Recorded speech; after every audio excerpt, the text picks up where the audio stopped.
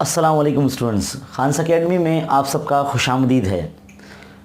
आज का जो हमारा टॉपिक है वो है कुव्वतनुमा और जज़रुल मकब। वाज़ह रहे कि कुव्वतनुमा और जज़रुल मकब जो सबक नंबर 3 है 8वीं जमात के लिए, इसके ऊपर पहले भी एक वीडियो आ चुका है। अब ये हमारा इस सबक का सेकंड पार्ट है, तो मेरी आपसे गुजारिश है इसे शुरू से आखिर तक देखते रहिए। वीडियो में आगे बढ़ने से पहले मेरी आप तमाम स्टूडेंट से हमेशा की तरह गुजारिश है कि अगर आप हमारे चैनल पर नए हैं तो हमारे चैनल को सब्सक्राइब कीजिए और बेल आइकन को भी दबाइए ताकि जब भी कोई वीडियो अपलोड हो तो सबसे पहले आपको पता चले। और अगर आपने इससे पहले का बेसिक वीडियो नहीं देखा है तो बराए करम पहले वो देख लें और फिर इसे कंटिन्यू करें। तो बिना वक्त ज़ाय शुरू करते हैं मश्क नंबर 3.2। तो देखिए स्टूडेंट, सफ़ा नंबर 15 पर जब हमारी 3.1 ख़त्म हो जाती है, उसके नीचे एक नया टॉपिक शुरू है। उसका नाम है कि किसी भी अदद का अगर कुव्वतनुमा m/n हो तो ऐसे नातिक अदद का मतलब क्या है, मतलब उसको पढ़ेंगे कैसे, उसको समझेंगे कैसे। तो एक बात आप जान सकते हैं, देखो आपको तो पता है कि 8 का मुरब्बा 64 होता है ना। तो हम इसको 64 का ऐसे लिख सकते हैं, 64 का जज़रुल मकब। तो 64 का जज़रुल मकब क्या हो जाएगा, 64 की कुव्वत 1/3 है ना, इस तरह से लिख सकते हैं। अब 64 क्या है, 8 का स्क्वायर है और ये क्या है 1/3 कुव्वत। तो इसे हम कहेंगे 8 के मुरब्बे का जज़रुल मकब, है ना, या 8 की कुव्वत दूसरी कुव्वत का जज़रुल मकब, ऐसा हम इसको पढ़ सकते हैं, है ना। पहले कुव्वत पढ़ेंगे फिर जज़र पढ़ेंगे। तो ये जो हो जाएगा 8 की कुव्वत, ये 2/3 हो जाएगा। तो हम इसे कहेंगे 8 की दूसरी कुव्वत का जज़रुल मकब, इस तरह से पढ़ेंगे। और ये जो होता है ये 4 होता है ना। तो हम इसे बोलेंगे कि 8, यहाँ लिखेंगे 8, हम यहाँ लिखेंगे 8 के मुरब्बे का जज़रुल मकब, है ना, जो कि क्या निकला 4 आता है। इसे कुछ देर के लिए मसला नंबर 1 मान लीजिए, है ना। 8 के मुरब्बे का जज़रुल मकब 4 आता है। अब आगे देखिए, अब 8 का जज़रुल मकब लिखते हैं हम लोग। 8 का जज़रुल मकब मतलब क्या होता है, 8 की कुव्वत 1/3, है ना। तो 8 का जज़रुल मकब कितना होता है, 2 होता है ना। वैसे हमने पहले ये भी सीखा था कि इस तरह से लिखा जाता है 8 के जज़रुल मकब को। तो ऐसे भी लिख सकते हो, ऐसे से ऐसा भी लिखा जाता है ना। फिर बाद में हम लिखेंगे ये कितना आता है 8 का जज़रुल मकब, ये 2 आ जाता है।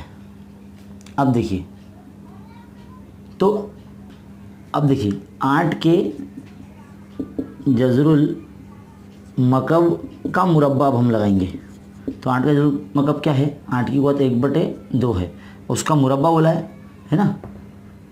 जज़रुल मकब पहले बराबर लिख देते हैं, उसका मुरब्बा बोला है, तो ये इस तरह से उसकी कुव्वत 2 हो जाएगी। तो 8 का जज़रुल मकब कितना है, 2 है, तो ये 2 लिखे। 2 का ये मुरब्बा है, तो 2 का मुरब्बा कितना होता है, 4 होता है। ये कुछ देर के लिए मसला नंबर 2 हो गई, है ना। तो हम इसे क्या करेंगे, 8 के जज़रुल मकब का मुरब्बा क्या है, 4 आया। 8 के मुरब्बे का जज़रुल मकब क्या है, 4 आया। तो मसला नंबर 1 और 2 की बिना पर हम ये कह सकते हैं कि 8 के मुरब्बे का जज़रुल मकब बराबर है 8 के मकब के जज़रुल मुरब्बे से। तो ये दोनों चीज़ बराबर होती है, बस आपको पढ़ते आना चाहिए। एक मिसाल ले लेता हूँ, देखिए 27 की कुव्वत 1/3 है और फिर उसकी कुव्वत मान लो 4 है। तो हम इसे कहेंगे 27 के जज़रुल मकब की चौथी कुव्वत, हम इसे ये कहेंगे। तो हम इसको क्या लिखेंगे, 27 की कुव्वत 4/3। और अगर ये ऐसा उल्टा होता, 27 की चौथी कुव्वत और उसका जज़रुल मकब, तो हम इसे पढ़ेंगे 27 की चौथी कुव्वत का तीसरा जज़र। दोनों लिखने में सेम है लेकिन पढ़ने का तरीका अलग है। कब, अगर जज़रुल मकब अंदर आ गया तो पहले जज़र बोलेंगे फिर बाद में कुव्वत बोलेंगे। फिर यहाँ पर इस सिचुएशन में पहले कुव्वत बोलेंगे फिर जज़र बोलेंगे। तो इसके लिए आपको ये अच्छी तरीके से समझ जाना ज़रूरी है, तभी जाके आप मश्क नंबर 3.2 आसानी से हल कर सकेंगे। एक और मिसाल ले लेते हैं हमारी किताब में। देखिए ए की कुवत अगर m हो और उसकी कुवत 1/n है तो हम इसे बोलेंगे कि ए की mv कुवत का nवा जज़र, यहाँ पे आपकी किताब में लिखा हुआ है ए की mv कुवत का nवा जज़र, तो इसको कहेंगे m/n, ए की कुवत m/n, है ना। एक ये है सिचुएशन। नंबर 2, अगर ए की कुवत 1/n हो जाए और फिर उसकी कुवत m हो जाए तो उसे कहेंगे ए के nवें जज़र की mv कुवत, है ना, ए के nवें जज़र की mv कुवत, तो इसके भी का मतलब ए की कुवत m/n ही होता है, बस पढ़ने का तरीका अलग होता है। तो आपको ये जो नंबर है, अदद है, उसकी पहले कुवत या जज़र बोलना है, अगर कुवत रहेगी तो कुवत बोलना है, जज़र रहेगा तो जज़र बोलना है ना। फिर बाद में आगे जज़र रहेगा तो जज़र, ये कुवत रहेगी तो कुवत वो बोलना है। उम्मीद है आपको ये बहुत अच्छी तरीके से समझ में आया होगा। चलिए बढ़ते हैं मश्क नंबर 3.2 की तरफ। तो देखिए स्टूडेंट, यहाँ पर अब हमारा जो सवाल है, सवाल नंबर 1 3.2 का, इसमें एक जदौल बनी है और इसमें कुल मिला के 5 अदद दिए गए और उनकी कुवतें दी गई हैं। तो हमें यहाँ जदौल मुकम्मल करने के लिए क्या आता है, और उसमें 2 कॉलम जो है खाली दिए गए जिसमें बताया गया कि किस जज़र की कौन सी कुवत है और किस कुवत का कौन सा जज़र है, हमें लिख कर दिखाना है। तो देखिए पहला जो अदद है यहाँ पर 225 की कुवत 3/2 है, तो हम यहाँ कहेंगे, देखिए पहले अदद का तो किताब में दिया गया है आपको 225 के जज़र मुरब्बी का मकब या तीसरी कुवत, एक ही बात है, यहाँ लिखा हुआ है तो इसे हम वैसे रखते हैं कि 225 के जज़रुल मुरब्बे का मकब, ये ऐसे एज इट इज़ रहेगा। और यहाँ पर के मकब की दूसरी कुवत या मुरब्बा, है ना। तो ये हमको तो दिया हुआ है। अब दूसरा पॉइंट देखिए आप, दूसरा पॉइंट है 45 की कुवत 4/5 है, यानी 45 के 5वें जज़र की चौथी कुवत, किस जज़र का अगर बोला गया है तो 5वें जज़र की चौथी कुवत यहाँ लिखेंगे और चौथी कुवत का 5 जज़र वहाँ लिखेंगे। तो इस तरह से लिखना है आपको 45, देखिए एकदम सामने लिखेंगे इस तरह से, 45 के 5वें जज़र की चौथी कुवत, और इसी तरह से आगे लिखेंगे, पहले कुवत बोल के लिखना है फिर जज़र लिखना है। तो यहाँ लिखेंगे 45 की चौथी कुवत का 5वां जज़र। बड़ा सिंपल और आसान है। अब तीसरा पॉइंट क्या है, 81 की कुवत 6/7 है, यानी यहाँ लिखेंगे 81 के 7वें जज़र की छठी कुवत, है ना। पहले जज़र लिखना है फिर कुवत लिखना है इस कॉलम में, और उस कॉलम में पहले कुवत लिखना है फिर जज़र लिखना है। अब लिखेंगे 81 की छठी कुवत का 7वां जज़र। देखिए कितना सिंपल और आसान है।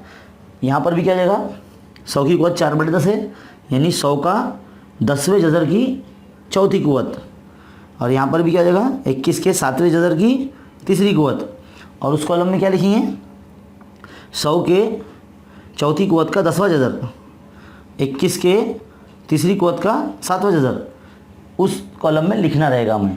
तो चलिए लिखते हैं, एकदम स्ट्रेट सामने लिखते हैं। 100 के 10वें जज़र की चौथी कुवत, और यहाँ लिखेंगे 100 की चौथी कुवत का 10वां जज़र।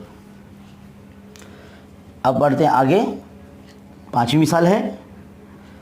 21 की कुवत कितनी है, 3/7 है, तो हम लिखेंगे 21 के 7वें जज़र की तीसरी कुव्वत या जज़रुल मकब, है ना। तीसरी कुव्वत लिखो या जज़रुल मकब लिखो, सातवें जज़र का जज़रुल मकब लिखो या तीसरी कुव्वत लिखो। अब यहाँ लिखेंगे हम 21 के तीसरी कुव्वत या मकब का सातवां जज़र। तो इस तरह से ये जो जदवल है मुकम्मल होता है। बहुत सिंपल है, आसान है, उम्मीद है आपको समझ में आएगा। यहाँ पहले जज़र का नाम लिख के फिर कुव्वत लिखना है और इस कॉलम में पहले कुव्वत लिखना है फिर जज़र का नाम लिखना है। तो ये बहुत ही सिंपल है, आसान है। चलिए बढ़ते हैं हमारे जो 3.2 है उसके सवाल नंबर 2 की तरफ। तो देखिए स्टूडेंट, सवाल नंबर 2, नातिक कुव्वत नुमा की सूरत में ज़ाहिर कीजिए। ये हमें 4 सवाल दिए गए हैं और ये लफ्ज़ों में दिए गए, हमें इसे रियाजियाती सूरत में यानी अददों में लिखना है। तो पहला है हमारे पास 121 की 5वीं कुव्वत का जज़रुल मुरब्बा। तो सबसे पहले हम 121 लिखेंगे, 5वीं कुव्वत यानी कि कुव्वत 5 लगा देंगे और उसका जज़रुल मुरब्बा। तो ये इस तरह से जज़रुल मुरब्बा मतलब 1/2। तो ये क्या हो जाएगा, ये 121 का 5/2 हो जाएगा ये, है ना। सवाल नंबर 2 की तरफ आते हैं। सवाल नंबर 2 क्या है, 324 की चौथे जज़रुल मुरब्बे का मकब। तो 324 पहले लिखेंगे, फिर चौथे जज़रुल मुरब्बा। तो चौथे जज़रुल मुरब्बा मतलब 1/4 और उसका मकब यानी ऐसे को 3 लग देंगे। तो कितना हो जाएगा, 324 3/4 हो जाएगा ये। तो ये था सवाल नंबर 2। अब सवाल नंबर 3 की तरफ, 264 के मुरब्बे का 5वां जज़र। तो 264 पहले लिखेंगे, फिर उसका मुरब्बा और उसका 5वां जज़र मतलब 1/5। तो ये हो जाएगा 264 2/5 हो जाएगा ये। कितना सिंपल और आसान है। अब चौथा देखिए, 3 के जज़रुल मकब। तो 3 का जज़रुल मकब यानी 3 की कुव्वत 1/3 और उसका मकब लीजिए, ये मकब लगा दिए। तो क्या हो जाएगा, ये 3 की कुव्वत 3/3। कितना सिंपल और आसान है। 4 सवाल थे, बहुत इजीली थे। ऐसे और मज़ीद सवाल आप ले सकते हैं अलग अलग तरफ से। उम्मीद है कि आपको ये बहुत अच्छे तरीके से समझ में आएगा। बस आपको लिखते आना चाहिए। इससे पहले हिस्से में आपको मैंने बताया कि किस तरह से आप पढ़ सकते हैं। अब पढ़ते हुए आप इस अदद को किस तरह से लिख सकते हैं, ये आपने सीखा। तो उम्मीद है ये आपको जो मश्क है 3.2 आपको अच्छे तरीके से समझ में आएगी और इंशाल्लाह हम कोशिश करेंगे कि इसका जो अगला पार्ट है यानी 3.3 आपको जल्द अज जल्द मिल जाए। तो इस वीडियो को देखने के बाद अपने तमाम दोस्त अहबाब और टीचर्स में शेयर कीजिए और हमारे चैनल पर उर्दू मीडियम बच्चों को जोड़ते जाइए। शुक्रिया, जज़ाकल्लाह।